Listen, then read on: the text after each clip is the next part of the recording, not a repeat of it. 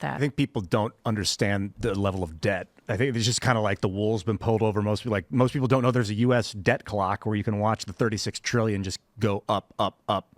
And we've over 100 years, well, actually since 1949 CIA after World War II, they basically created America as the tit for everyone else to get their milk from, and no in the British Empire, like in this whole Five Eyes organization, and we basically it's just been accepted, and people have now become accustomed to it. What's that? Do you know why? Well, the Federal Reserve was very easy to siphon money. No. I mean, you mentioned after World War II. Do you know why the United States kind of became like... Because it was the strongest military? Because it was because of nuclear non-proliferation. Because the nuclear arms race, the United States didn't want to see every country in Europe all getting nuclear missiles, because that would make a higher percentage chance of a nuclear war happening. Yep. So the U.S. said, look, if you don't go after a nuclear arms program, we will protect you. That's the whole point of NATO.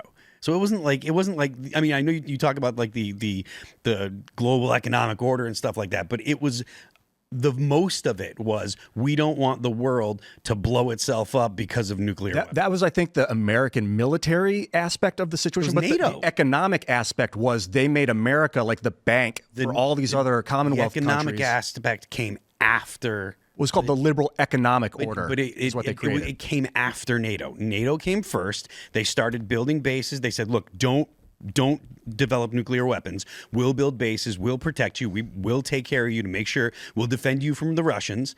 And the response after that was then you had economic interest. You had companies deciding, okay, well, we can go into these places because they're secure, because the United States military protects them. But also Canada now gets a huge discount from this country as it's being siphoned off.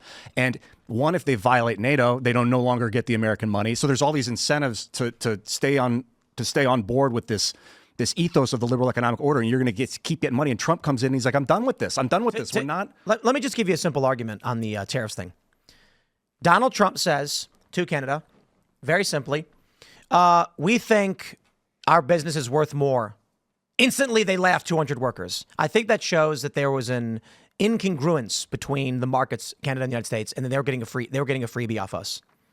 If Donald Trump can go and say, we're going to charge you to sell your product in our country, and that destroys your business, I think that just says it was an unfair arrangement from the get-go. If the market actually made sense, you'd be like, okay. But the reality was America doesn't need it. And so I'll put it this way. Donald Trump wants American steel back. The Steelers in Pittsburgh. Remember that? There's no steel in Pittsburgh anymore. Maybe a little bit.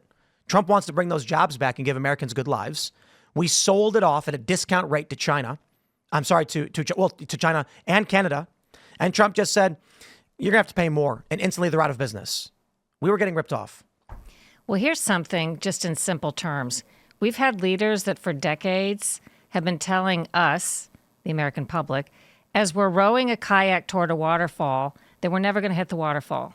And we're just gliding that way, and no one has the strength or the ability to explain to the public or the desire that hard things need to be done so that bigger things can happen.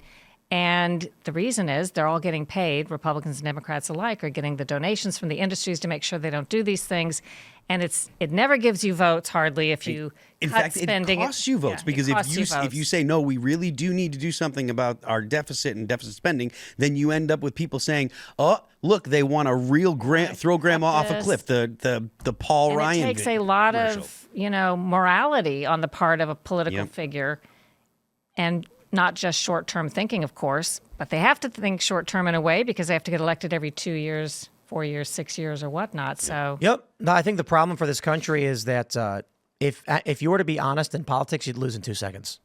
You'd go up and you'd say something like, guys, if we continue at this economic rate, we are going to be bankrupt. This country will collapse.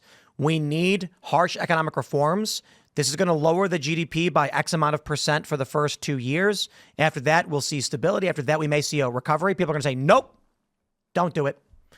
Because most people would rather say, give me the short-term gain. I don't care about the long-term. That's what this is in Canada, too. This entanglement of trade that we've found ourselves in is being disentangled. And The result is people are dependent on it, like normal people that don't think about politics. They're just used to going in and making steel, and now they're losing their. So there is like this short term, and this is what short term pain literally is people losing jobs. Do we have any? These are Canadians. Steel I don't care. manufacturers in the U.S. I mean, I generally care about humanity in general, and like if we have international entanglements, like that is we're somewhat responsible for. I care, but I care. Long term, we have to think at least 20 years ahead if we're talking about economy. There are indeed. Yeah, okay. There's U.S. Steel. There's Cleveland Cliffs Steel Dynamics, CMC, Gerdau North America, JW. There's a lot. There's a lot of steel companies. I read somewhere that a lot of the steel manufacturers left the United States, and I'm not sure where I heard. I wouldn't be surprised if a lot of these companies are actually just importing from Canada or China or Mexico. And so they're American companies, but they outsource the manufacturing somewhere else and distribute through the United States, which is short-term gain, long-term losses. But here's It's the best almost part. like we don't even need them, but we've been doing them a favor by buying their stuff, at an elevated rate at the expense of our own people under the idea that we need to help. Full on It siphoning benefits- American money to the British Empire, man. Thanks for checking out this clip from Timcast IRL. Make sure to watch the show live Monday through Friday at 8 p.m. Subscribe to this channel, and we will see you all there.